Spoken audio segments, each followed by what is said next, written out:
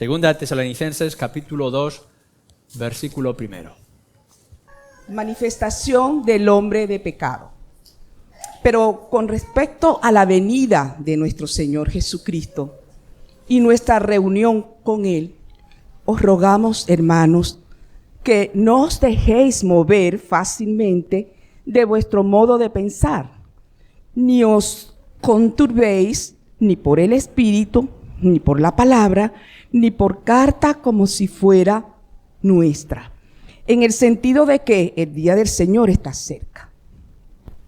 Nadie os engañe en ninguna manera, porque no vendrá sin que antes venga la apostasía y se manifieste el hombre de pecado, el hijo de perdición, el cual se opone y se levanta contra todo lo que se llama Dios o es objeto de culto, tanto que se sienta en el templo de Dios como Dios, haciéndose pasar por Dios. ¿No os acordéis que cuando yo estaba todavía con vosotros os decía esto? Y ahora vosotros sabéis lo que lo detiene a fin de que su debido tiempo se manifieste. Porque ya está en acción el misterio de la iniquidad, solo que hay quien al presente lo detiene hasta que él, a su vez, sea quitado del medio. Y entonces se manifestará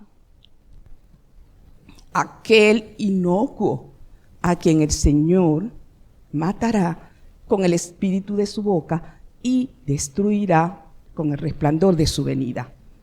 Inocuo cuyo advenimiento es por obra de Satanás, con gran poder y señales y prodigios mentirosos, y con todo engaño de iniquidad, para los que se pierden por cuanto no recibieron el amor de la verdad para ser salvos. Por esto Dios les envía un poder engañoso para que crean la mentira, a fin de que sean condenados todos los que no creyeron a la verdad, sino que se complacieron en la injusticia. Primera de Corintios, capítulo 15, versículo 23. Bueno, el 22 nos dice, porque así como en Adán todos mueren, también en Cristo todos serán vivificados. Pero cada uno a su debido orden.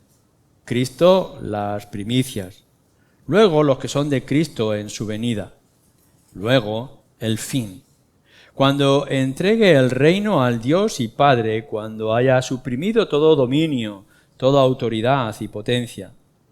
Porque preciso es que Él reine hasta que haya puesto a todos sus enemigos debajo de sus pies.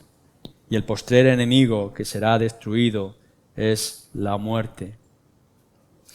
Porque todas las cosas las sujetó debajo de sus pies, y cuando dice que todas las cosas han sido sujetadas a Él, claramente se exceptúa aquel que sujetó a Él todas las cosas.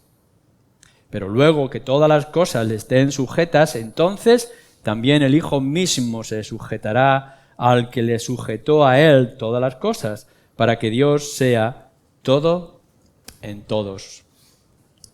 Ya hemos dicho y hemos establecido que la certeza de la resurrección es clara, es firme, de la misma manera que Cristo ha muerto, en la realidad de la muerte, Cristo se levantó de la resurrección, y si Cristo resucitó, entonces nosotros también resucitaremos. Y tenemos evidencias de cómo Cristo ha resucitado, y tenemos, por tanto, la seguridad de que en su momento eso también nos va a ocurrir a nosotros. La vida es difícil, tendremos que afrontar seguramente, si el Señor no viene antes, esa puerta oscura que es la muerte, pero sabemos que después nuestra alma se unirá de manera perfecta y gloriosa en esa resurrección para estar con el Señor durante la eternidad. Pero lo que pudiéramos pensar, o alguno podría haber pensado en el tiempo de Pablo, y quizá también a nosotros, es, bueno, ¿y por qué no uno muere y al instante su cuerpo resucita? ¿Por qué es que no hemos visto la resurrección que se anuncia de manera regular en los creyentes que han muerto en la fe del Señor Jesucristo?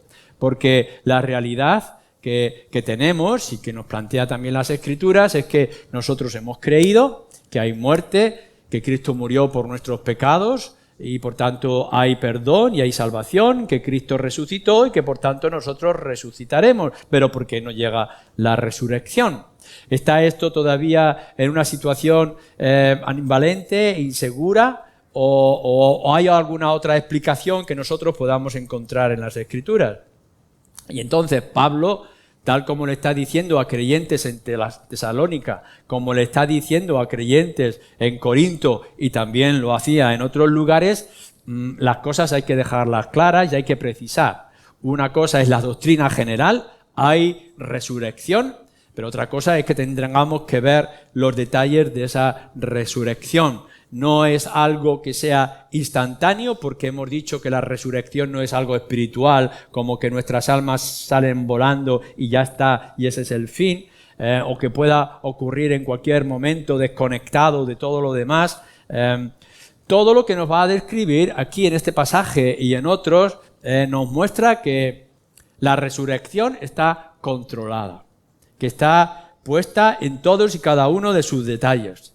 Dios, igual que ha planificado en la eternidad nuestra salvación, también ha planificado en cómo se va a desarrollar esa resurrección. Y lo tiene establecido en sus diferentes pasos y detalles. Y este pasaje, como otros, está para nuestro consuelo. No estamos inseguros, sino que las cosas están establecidas según su orden. La otra cosa que yo quiero señalar es que en estos versículos que hemos leído de Corinto no se encuentran todos los detalles que tengan que ver con la resurrección. Está respondiendo a un asunto concreto, como luego vamos a ver. Para que tengamos toda una visión general de lo que es la resurrección, tendríamos que complementarlo con todos los pasajes. Y no solamente lo que dijo Pablo, sino también, por ejemplo, lo que dijo Juan, o lo que se nos describe en el libro de Apocalipsis, que tanto tiene que decir sobre este asunto también. O encontramos en otros pasajes, primero de Tesalonicenses, por ejemplo, en el capítulo 4. Y complementando todo esto, tenemos una visión muy clara de lo que significa. De todas formas, Pablo aquí, escribiendo a los Corintios, dice, bueno, vamos a mirar los diferentes pasos, el orden de la resurrección tal como va a ocurrir, sin entrar, como digo, en algunos otros detalles que lo complementarían si leéis o analizáis otros pasajes de las Escrituras. Así que vamos a 1 Corintios, capítulo 15, versículo 23, dice, pero cada uno de ese orden que va a establecerse, de la resurrección, cada uno en su debido orden. Es decir, hay un orden y este va a ser el orden de una manera muy general. Primero, Cristo. Claro está. Esto es lo que se nos ha dicho en los versículos anteriores y se nos manifiesta en otros lugares. Cristo resucitó, nosotros iremos y resucitaremos con Él. Cuando Él venga, nos tomará y nos llevará al lugar que nos tiene preparado, la morada, etc. Eso lo sabemos. Primero Cristo. Para establecer y hacer todas las cosas es necesario que yo me vaya y arregle los asuntos y entonces después vendré. Esto ya lo hemos visto, lo hemos señalado. Cristo es las primicias.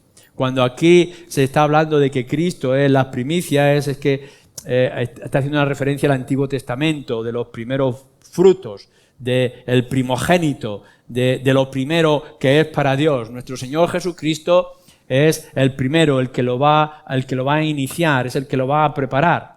En el Antiguo Testamento, toda la riqueza de la familia pasaba al primogénito, que luego tenía que reorganizarlo con todos los demás de las familias, hombres y mujeres, siervos, etc.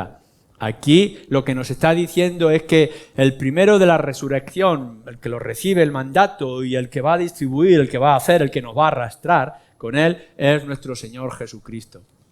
Pero eso ya está hecho, eso ya ha ocurrido. Ya hemos visto que nuestro Señor Jesucristo se levantó al tercer día de entre los muertos, dejó aquella tumba oscura vacía, se presentó de manera victoriosa y ascendió de manera gloriosa a los cielos. Eso ya está hecho, ya está decidido. Así que el primer paso de la resurrección, que nos garantiza que va a haber resurrección, ya la ha traído nuestro Señor Jesucristo. Vale, entonces, ¿qué?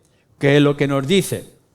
Luego nos dice, volvemos otra vez al versículo 23, luego los que son de Cristo en su venida. Así que el primer paso ya está establecido. ¿Cuál es el segundo? Pues que en la resurrección venga, ocurra, alcance a los que son de Cristo en su venida. Entonces ya sabemos el detalle seguro y decidido de cuándo va a ser nuestra resurrección, de aquellos entre nosotros en esta mañana que somos creyentes. Va a ocurrir en su venida. Si entonces vais a Primera de Tesalonicenses y Segunda de Tesalonicenses, nos lo está diciendo.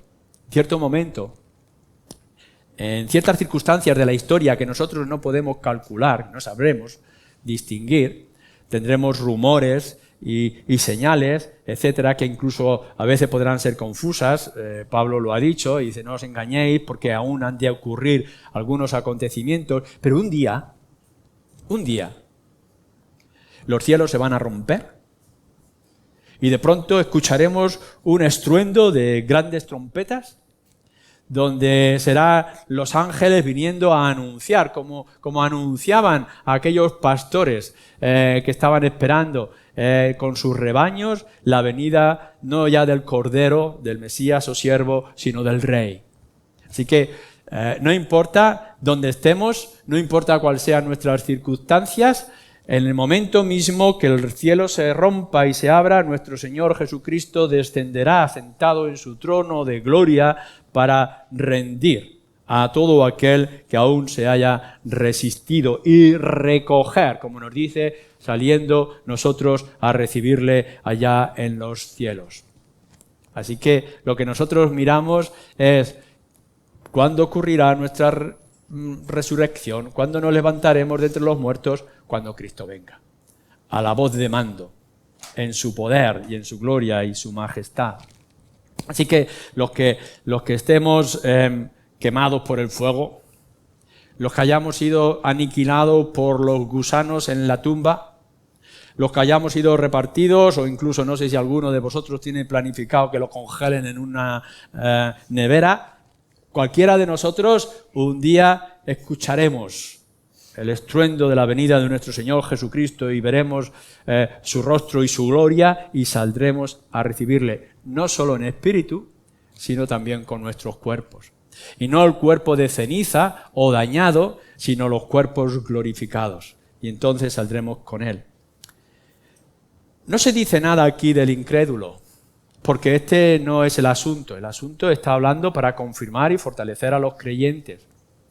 Entonces algunos dicen, bueno, aquí nos está señalando los incrédulos, parece ser que los incrédulos resucitarán en otro lugar o en otro momento y en otras circunstancias, pero no es así, porque si nosotros vamos a otros lugares, nos dice que la resurrección será de justos y de injustos.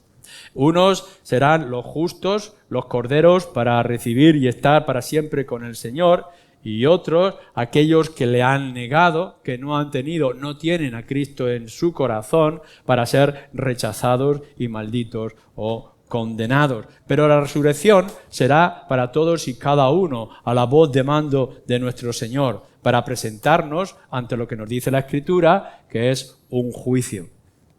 Así que no es, en primer lugar, si alguno está pensando bueno, yo no he rendido mi corazón, pero a ver si en el último momento yo voy a escapar de esta situación, al menos mi cuerpo no será resucitado y bueno, esta es una vida que vivimos y cuando se acaba, se ha acabado. Siento decirte que no es esto lo que nos están diciendo las Escrituras. Las Escrituras nos señalan que todos y cada uno de vosotros dejaréis vuestras tumbas y dejaréis el lugar de los muertos para salir al encuentro de nuestro Señor Jesucristo. Ya sea que con gozo dobléis vuestras rodillas para alabarle, glorificarle, o ya sea que con la fuerza tendráis que rendir humillados vuestras rodillas para reconocerle a Él como Señor. Pero resucitaréis. Y como se nos establece también en las Escrituras, después de nuestra resurrección habrá un gran juicio y cada una de nuestras obras y cada uno de nuestros actos estarán delante de Dios y por ellas seremos juzgados. Así que no hay escapatoria. El juicio vendrá porque habrá resurrección para tener que presentarnos a ellos. No importa lo que ocurra entre medias, no importa lo que vaya a pasar con tu cuerpo, no importa lo que tú puedas tener o comprender, etcétera, a lo largo de tu vida. La sentencia, la frase fuerte y contundente que nos está diciendo aquí Pablo es, primero Cristo y después los que son de Cristo. Nuestra conciencia, la tuya, la de esta mañana, tiene que ser esta. ¿Eres de Cristo? Mira que te estás jugando mucho.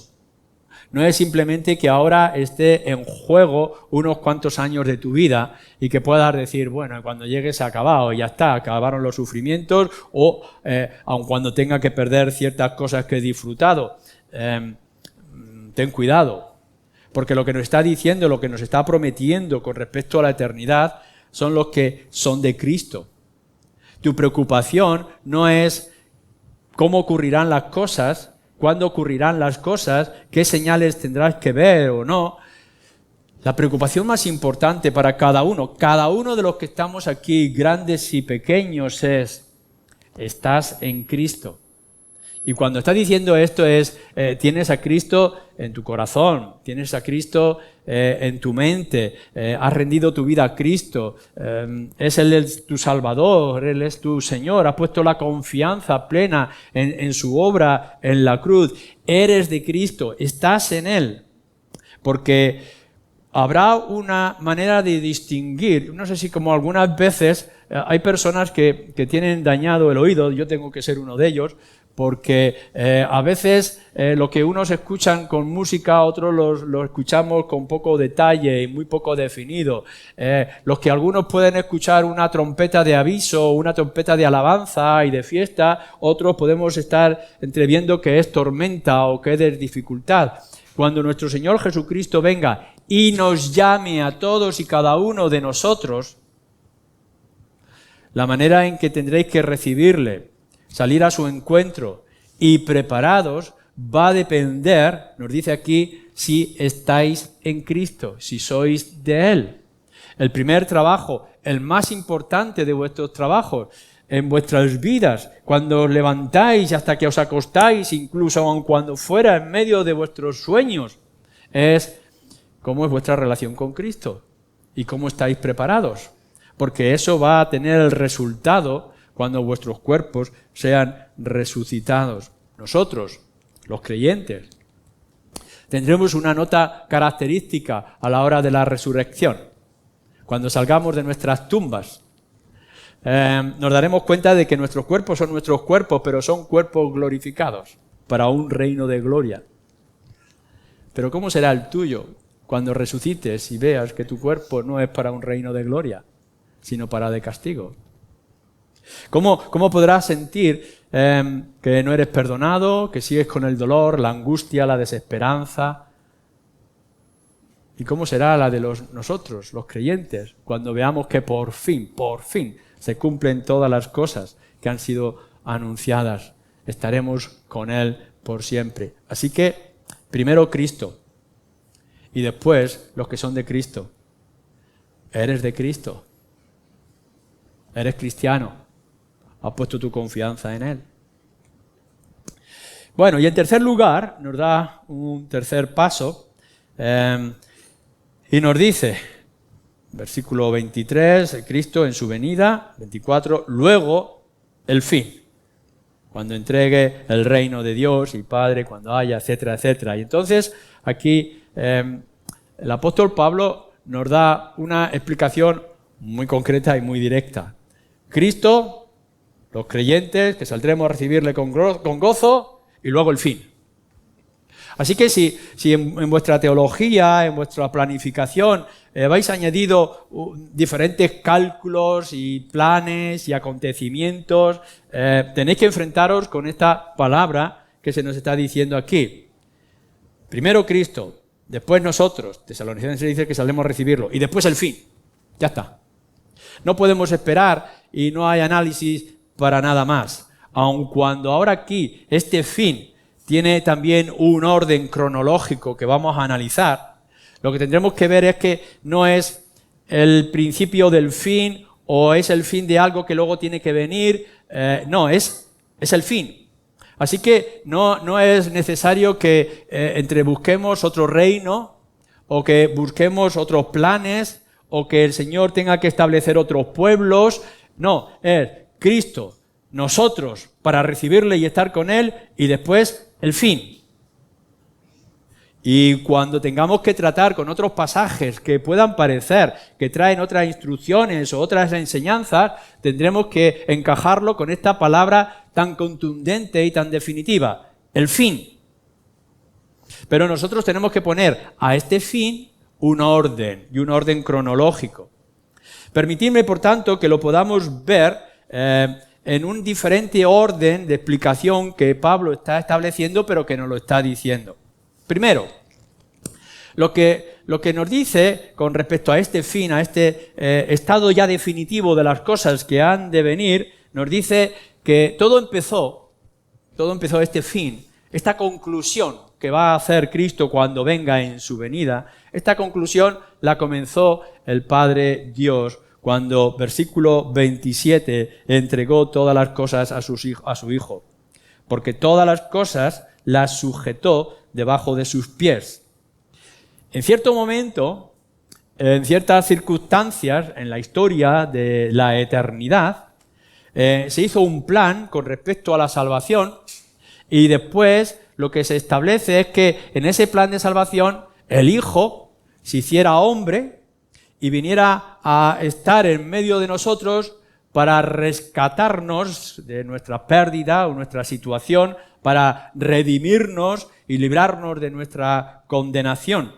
Pero para que esto ocurriera, nos dice que el Padre puso todas las cosas debajo de los pies. Y lo que nos está tratando aquí de decir, lo que nos está diciendo es la obra desde la encarnación de nuestro Señor Jesucristo, cuando Él recibe su naturaleza humana naciendo de aquella Virgen.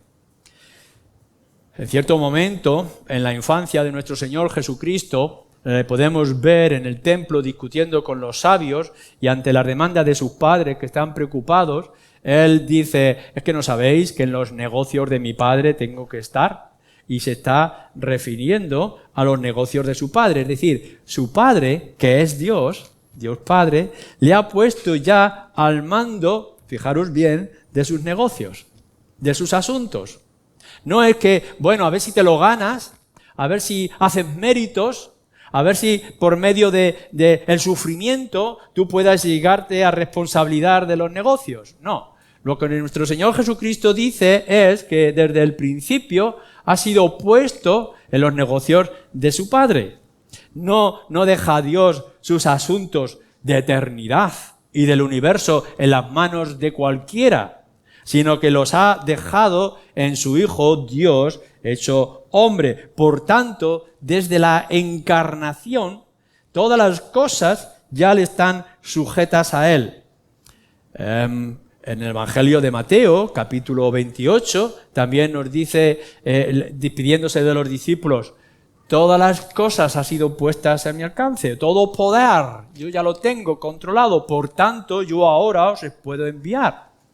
Lo que nos está diciendo en ese momento es que nuestro Señor Jesucristo, que tiene todo el poder controlado sobre él, sobre todo ahora que ha demostrado su autoridad y control por medio de la muerte y la resurrección, puede decir: todo lo tengo yo a mi alcance. Por tanto, yo ahora puedo enviar o puedo mandar. ¿Qué es lo que nos está diciendo aquí? Y esto es importante que lo entendamos con respecto a todas las doctrinas, todos los asuntos, todos los acontecimientos que puedan venir a lo largo de nuestras vidas. Dios nunca ha perdido el control. Lo que ha ocurrido es que en cierto momento, según sus planes eternos, ha decidido poner todas las cosas en las manos, en la obra, en la persona de su Hijo Jesucristo. Y no es que nuestro Señor Jesucristo en algún momento haya perdido el control o haya podido pensarse que puede perderlo todo. No. Lo que nos está diciendo es que todas las cosas estaban ya bajo los pies de nuestro Señor Jesucristo. Todo control y todo dominio nunca ha caído en las manos de Satanás o de cualquier ejército espiritual de maldad. Ni el Padre ni el Hijo lo han dejado. De cierta forma o de cierta manera, en los asuntos, Él ha decidido que sean así como son y los ha puesto para que su Hijo Jesucristo lo haga. Así que este es el primer paso que nosotros podemos ver. El Padre puso todos los asuntos suyos, todo lo que tenga que ver con el reino, en las manos o bajo los pies de nuestro Señor Jesucristo. Versículo 25, fijaros bien, en segundo lugar, porque preciso es que Él reine hasta que haya puesto a todos sus enemigos debajo de sus pies. Lo que nos está diciendo es que nuestro Señor Jesucristo no es que vaya a reinar, sino que Él ya está reinando. Desde el mismo comienzo de su obra en el ministerio, de la extensión del reino, nuestro Señor Jesucristo ya se presenta como el Rey. Él es el Rey sobre todas las cosas. No es un reino futuro cuando nuestro Señor Jesucristo sale en el ministerio, ¿no?, después de su bautismo. No es un reino futuro, sino que es un reino presente. Esto también lo tenéis que tener en cuenta. No es algo que hay que esperar que el Señor Jesucristo haga, sino que es algo que Él comenzó cuando salió fuera. Juan el Bautista está diciendo: el reino de los cielos se ha acercado a vosotros. Y cuando ve a nuestro Señor Jesucristo, dice: ya el reino está entre nosotros. Y el Señor Jesucristo, cuando sale en su ministerio, el reino de los cielos ya se ha acercado a vosotros. ¿Qué reino es este? Sino que nuestro Señor Jesucristo es el Rey que está en conquista. Él está conquistando. Los enemigos están presentes. Es decir, se presenta Satanás con mucha arrogancia para tentar a nuestro Señor Jesús. Satanás es descrito como el príncipe de este mundo, el gran acusador, etc. Podemos ver el poder del pecado y cómo destruye a personas como aquel endemoniado, desnudo, con cadenas, en la puerta de los cementerios. Podemos ver la desesperación de la gente, los temores, la superstición. Por tanto, sí, Satanás, el pecado, el mundo están todavía vagando y obrando en medio de todas esas circunstancias. Pero nuestro Señor Jesucristo entra y vence. Así que podemos encontrar como un pobre hombre está poseído por multitud de demonios y a una sola palabra los demonios tiemblan, tienen que salir para entrar en una piara de cerdos, porque es el Señor, es el Rey. Él es el que toma y va tomando el control. Los enemigos están presentes, pero no se pueden comparar al poder de extensión de nuestro Señor Jesucristo. Está decidido que ocurran los acontecimientos. No hay reino si no hay rey. No se establece primero el reino y después el rey. No, viene el Rey y viene con su obra de conquista. No es con la espada. Nuestro Señor Jesucristo no extiende su reino con espada. no hace prodigios para convencer a la gente acerca de los prodigios. Lo que hace es preparar el terreno para hacer la mayor y la más grande de las victorias. Nuestro Señor Jesucristo ha establecido a lo largo de sus años infante como niño y sus 3 años de ministerio la preparación para la más grande de las victorias, que es ser juzgado injustamente y maltratado y humillado hasta lo sumo, ser despreciado y colgado en una cruz para salir victorioso de la muerte entre la tumba. Y entonces su muerte es la gran victoria en la gran batalla. Ese es nuestro Señor Jesucristo. A lo largo del tiempo ha ido estableciendo su dominio y su control. Y Él ha manifestado su poder, no por la multitud de ángeles que pudiera haber llamado para que vinieran a defenderle cuando estaba siendo juzgado de manera vergonzosa, sino mostrando que Él ha rendido todas las cosas en la cruz, en la presencia de su Padre. Los enemigos, por tanto, podrían estar presentes, pero ya no pueden hacer, nunca han podido hacer nada. Él es el Rey que está extendiendo su reino. Nos dice, por ejemplo, las puertas del Hades, la puerta de la muerte, las puertas del infierno golpean contra la iglesia. Terrible es esa escena y esa descripción. Pero nuestro Señor Jesucristo ha decidido que las puertas del Hades no prevalezcan contra la iglesia. Así que el infierno mismo o el Hades golpean contra la iglesia, pero nuestro Señor Jesucristo no podrán hacer nada, porque Él sigue siendo el Rey. Así que se nos podrá perseguir, se nos podrá maltratar, tendremos que escondernos en medio de los desiertos, el infierno mismo enviará sus lagos de fuego para destruirnos, etc., pero nosotros estamos seguros, porque el Hades no puede contra nuestro Señor el Rey. Nuestro Señor Jesucristo tiene que decir de manera clara ¿dónde está, oh muerte, tu aguijón? ¿Dónde está tu poder? ¿Dónde está, oh sepulcro, tu victoria? Así que no hay nada que temer, porque aun cuando las fauces de la muerte puedan parecernos terribles, porque las son, no digamos que podamos reírnos o burlarnos, despreciarnos de la muerte, porque nos crea heridas muy grandes, pero aun cuando sea terrible la faz de la muerte, ya no tiene aguijón. Ya no hay aguijón, porque nuestro Señor Jesucristo lo ha vencido. Así que las puertas del Hades, que es un terrible enemigo contra nosotros, no puede nada contra la iglesia, y aun cuando venga la muerte con toda su fuerza, ya no tiene aguijón, ya no puede producirnos daño. Nuestro Señor Jesucristo dice en Juan capítulo 16, en el mundo, fijaros bien, yo os envío al mundo como ovejas en medio de lobos, y en el mundo tendréis aflicción. Y esto es verdad. A veces somos simple carne para las fauces de los lobos de este mundo. Así lo dice el Señor. Seremos perseguidos y seremos maltratados. Lo vemos terriblemente en las noticias que escuchamos del pueblo de Dios a lo largo de toda la historia y a lo largo de nuestro mundo hoy. Pero en medio de esa situación tan desesperada que podemos imaginarnos, en el mundo tendréis aflicción de todo tipo, pero, dice nuestro Señor Jesucristo, con toda la autoridad que Él tiene, confiad, porque yo he vencido al mundo. Así que aun cuando podamos decir el mundo es terrible y hace mucho daño y seduce mucho y confunde mucho a los creyentes, sí, pero nuestro Señor ha vencido al mundo. No es que lo vaya a vencer, ya lo ha vencido. Por tanto, todo lo que el Padre ha puesto debajo de sus pies, esto es real. El lugar de los muertos no puede entrar en las puertas de la iglesia. Y la muerte ha perdido su aguijón. Somos parte de esa victoria que nuestro Señor Jesucristo está mostrando. Nuestro gran enemigo, el más grande de los enemigos, sabemos cuál es, o al menos de los creyentes, que es el diablo.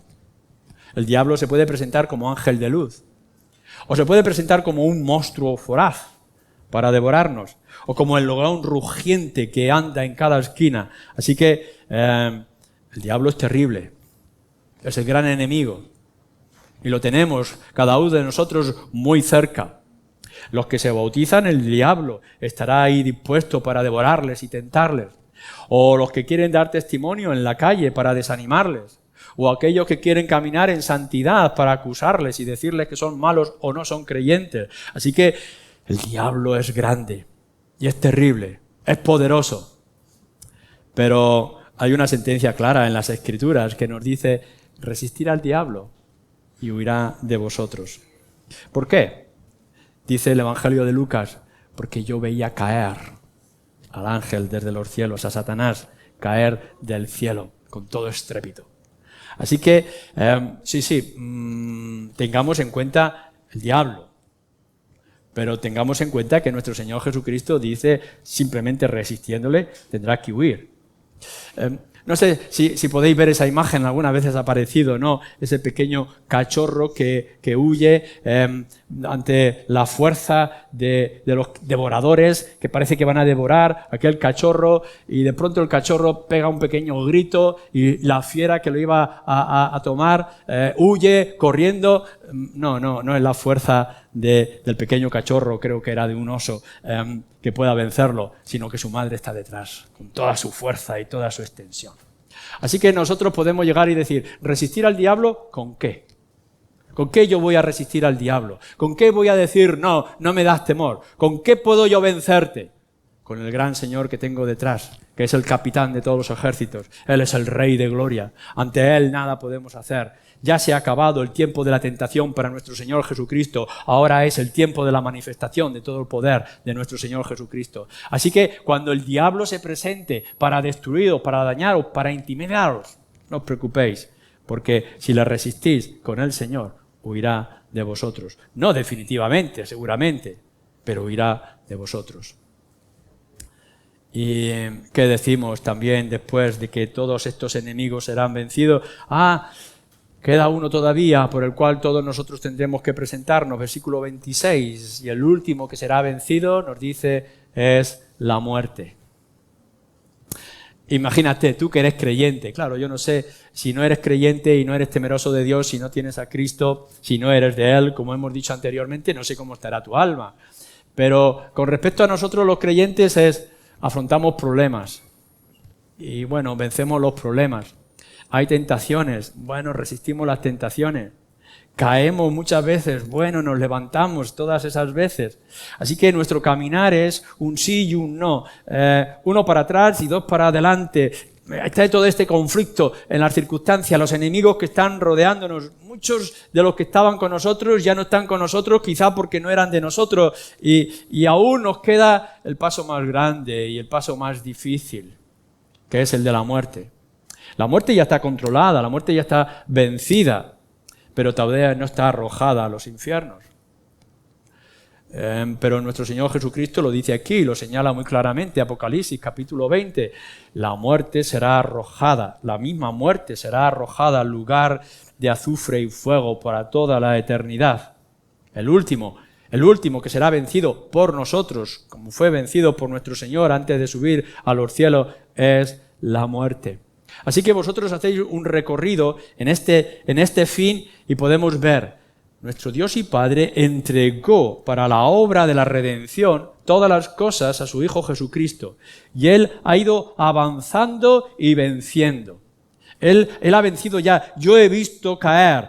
Él va tomando control de todas las cosas. En ningún momento ha dicho, voy a intentarlo por lo menos. No, ya está decidido. Consumado es. Ya está hecho. Pero aún así yo os envío ahora para que por todos los lugares vosotros proclaméis el Evangelio o proclaméis el reino de los cielos. Hay una diferencia en las Escrituras entre lo que sería sujetar, como dice, bajo sus pies ya todas las cosas, y otra cosa es destruir, como nos dice también que serán destruidos o serán abolidos y vencidos definitivamente. ¿No habéis visto también una escena cuando alguien ve esa serpiente voraz y terrible que se arrastra para tragar a su víctima y que de alguna manera nos dice, ponemos el pie sobre la serpiente? Y la serpiente se remueve e intenta librarse de ese pie. No está vencida, no está aplastada, pero está rendida. Nuestros enemigos y los enemigos de nuestro Señor están en esta situación. Todavía se remueven, son como perros rabiosos atados a una cadena y saltan y grullen, intentan devorar. Pero están sujetos y están controlados. Y llegará un momento, como nos dice aquí, que el último enemigo, como la muerte, no solamente ellos, sino ellos, con la muerte serán destruidos, serán abolidos, desaparecerán por completo de nuestras vidas y ante nuestra presencia. Vencer definitivamente. Y después de esto, de cuando Él haya vencido a todos sus enemigos, nos dice que entregará todas las cosas al Padre. Esto es lo más glorioso y lo más extraordinario que podamos pensar. Nuestro Señor Jesucristo ha estado haciendo su obra, la ha completado de manera definitiva y firme y nos ha anunciado a nosotros que todavía estamos en la extensión de ese reino y luchando contra esos enemigos que ya se les ha dictado sentencia, ya están condenados en sí, que Él va a venir y entonces recogerá todos los frutos. Y entonces será el fin. Nosotros estamos en ese segundo paso. Cristo, que es la primicia, y después nosotros, los que estamos en Cristo y que tenemos una tarea definida, concreta, tenemos que seguir glorificando a Dios, tenemos que seguir extendiendo el reino, tenemos que caminar en justicia, en santidad, tenemos que llevar el nombre de nuestro Señor Jesucristo clavado en nuestros corazones, etcétera, etcétera. Tenemos una lucha salvaje y terrible, etcétera, pero nuestros enemigos ya están condenados. Ya están sujetos. Y lo único que esperamos es que venga nuestro Señor Jesús, no a establecer una última batalla a ver si vence, sino a juzgar a todos y cada uno con el resplandor de su gloria y de su majestad. Y nada ni nadie podrá reprender o podrá decir ninguna palabra porque todo ya está descrito y decidido. Y entonces, como hemos dicho, versículo 24, todo será entregado el reino al Padre y luego el fin, cuando entregue el reino al Dios y Padre. Yo quisiera imaginar, aun cuando es difícil imaginar estas cosas, pero yo quisiera imaginar cómo será cuando nuestro Señor Jesucristo venga con todos sus enemigos encadenados, sujetos, juzgados. Ya no hay manera de escapar. Entre ellos podremos ver al gran enemigo Satanás, todavía con la correa y ya rendido.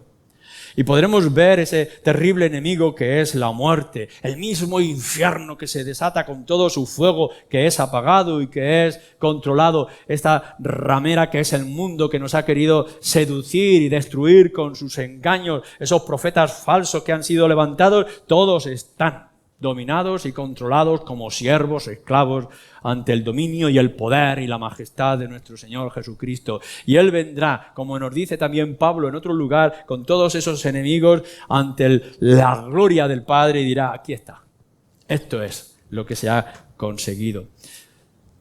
Entre medias, ¿dónde estarás tú?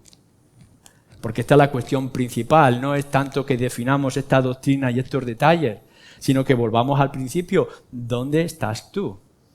¿Estarás a la derecha de nuestro Señor Jesucristo caminando con Él en victoria, glorioso, recibiéndole cuando Él venga en los cielos? ¿O tendrás que seguir arrastrando tu condena y humillada tu cabeza con vergüenza, buscando en cualquier lugar donde poder esconderte de la ira divina que está cayendo sobre ti? Él entregará. Ha suprime todo dominio, dice aquí en el versículo 24, todo dominio, toda autoridad, toda potencia. Ya no queda ninguna oposición, todo está aniquilado, todo está rendido, todo está agotado, todo está vencido. Y entonces nos dice que será el gran juicio. Y se planteará en el gran trono de gloria y majestad de nuestro Señor Jesucristo, cuando vaya a entregar a todos sus enemigos y estemos todos presentes, o encadenados y arrastrados con fuerza, o gloriosos y gozosos cantando la victoria de nuestro Señor, pero estaremos todos allí presentes y empezará el gran juicio. Y entonces se descubrirá la maldad de los grandes enemigos, pero también se descubrirá la maldad de nuestros corazones. Y podrá decirse todo aquello que hicimos, tuve hambre y no me disteis de comer, etcétera, etcétera. Tantos pasajes en las Escrituras que nos describe la maldad que hemos tenido dentro de nuestro corazón. Y se dictará la sentencia, así como tú ya sabes, ahora este es tu lugar, el lugar de fuego y azufre.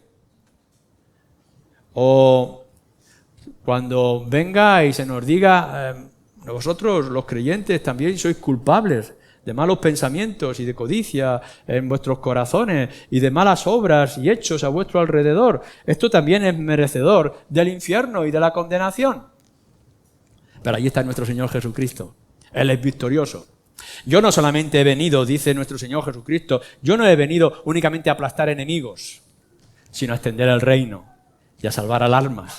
Así que Él, que no solamente es nuestro sustituto en la cruz, sino que también es nuestro abogado y defensor, Él tendrá que decir, no, estos son míos. Yo los entrego también al Padre. Uno los entrego para que hagan juicio, justicia y castigo, pero otro es para que reciban lo que se les ha prometido.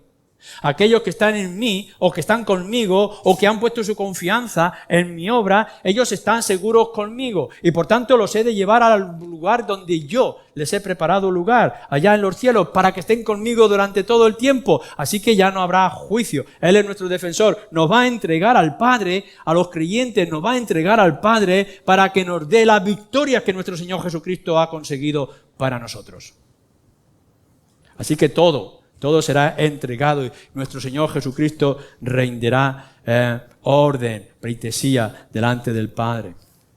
En cuarto lugar, como nos dice versículo 28, pero luego que todas las cosas le estén sujetas, entonces también el Hijo mismo se sujetará al que le sujetó a Él todas las cosas, para que Dios sea todo en todos. Sujetarse a aquel que todas las cosas ha puesto para sujeción. Nuestro Señor Jesucristo rendirá cuentas. Hay un pasaje importante al cual siempre debemos de acudir con sumo gozo, que es en Juan 17. El Señor Jesucristo en su oración por sí mismo, al igual que su oración de intercesión por nosotros, nos dice en ese capítulo 17, versículo 5, devuélveme la gloria que yo tenía contigo antes. Eso es lo que va a ocurrir en esos momentos y ese acontecimiento. Pablo, cuando escribe a los filipenses, lo describe diciendo como nuestro Señor Jesucristo tendría toda la semejanza de Dios, toda la gloria, y Él se desprendió de toda esa gloria, no de su naturaleza, pero se desprendió de toda esa gloria para venir a servir hasta el final y ser siervo sufriente, muerte y muerte de cruz. El pasaje es sublime de cómo Cristo se desprende de todo para después alcanzarlo todo. Ahora Él ha traído todas las cosas delante del Padre y lo que está diciendo es, Padre, me ha mandado una tarea. Yo he venido a este mundo a ser siervo, a cumplir la tarea de la salvación, de la redención, de hacer un pueblo sublime para que esté allá en gloria por siempre. Aquí está, ya lo he hecho. No solamente es que yo he tomado el lugar de la cruz, levantado en alto para ser glorificado, sino que además ahora he venido a reconquistar y a tomar todo lo que ya estaba decidido y hecho. Aquí está.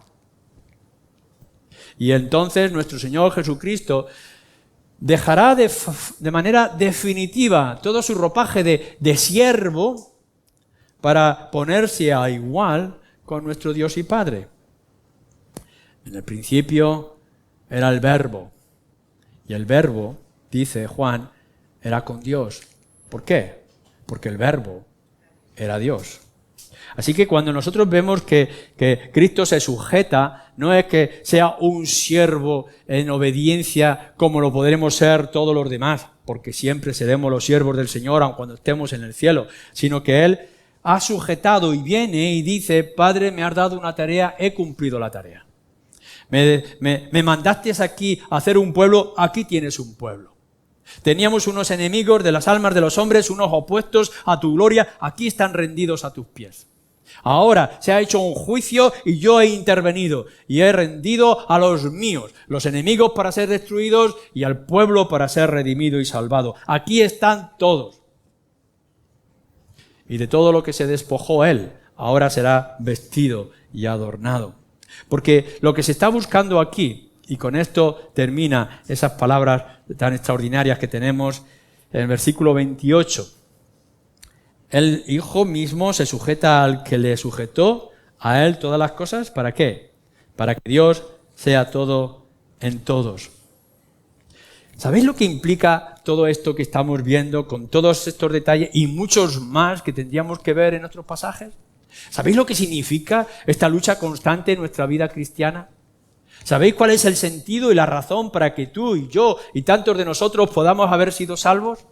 ¿Sabéis por qué tenemos esta creación y tenemos este universo a todo nuestro alrededor? ¿Sabéis por qué todos los grandes acontecimientos de la historia y todos los pequeños acontecimientos de la historia? ¿Sabéis por qué Él es el todo de todos? Para que Dios sea glorificado sobre todas las cosas. El principal propósito de tu salvación no eres tú, es la gloria de Dios. Y el principal propósito de la venida de nuestro Señor Jesucristo no es adquirir algo que Él no tuviera, sino glorificar al Padre sobre todas las cosas. El principal propósito que es que Cristo se levante de entre los muertos y resucite para resucitarnos a nosotros, no es porque nosotros hemos merecido nada, sino porque es para la gloria de Dios. Y que el cielo se abra para que nosotros tengamos una morada ya en los cielos, es para la gloria de Dios. Pero para que el infierno se abra y haya condenación para todos los enemigos de Dios, es para la gloria de Dios. Así que todas las cosas serán rendidas para que Dios sea sobre todo. ¿No creéis que es necesario que cada uno de nosotros, desde este mismo instante hasta el final de nuestros días, para continuar después durante toda la eternidad, nuestra existencia sea para la gloria de Dios? Porque no hay mayor motivación, no hay mayor cosa que lo que digamos, hagamos, pensemos, sintamos, sea para la gloria de Dios, porque Él es el todo en todos.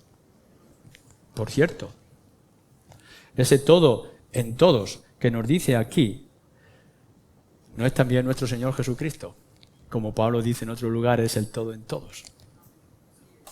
A Él sea la gloria. Amén.